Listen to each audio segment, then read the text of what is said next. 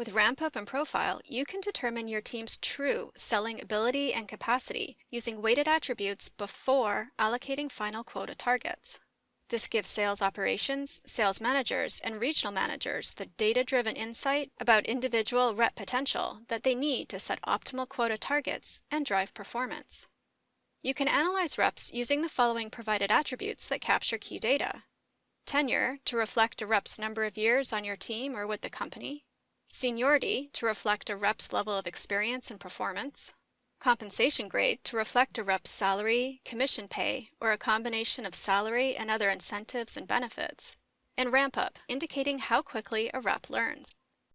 This data-driven evaluation helps you ensure a rep's quota target is appropriate, actionable, won't cause huge commission payouts, and will grow potential. Let's explore Ramp Up and Profile from a sales manager's perspective in a sample application with the additional configuration needed for this capability. On the Ramp Up and Profile tab, use the provided attributes that you can weight to identify your rep's true potential through FTE capacity. This helps you ensure that their allocated quota targets are realistic and suitable.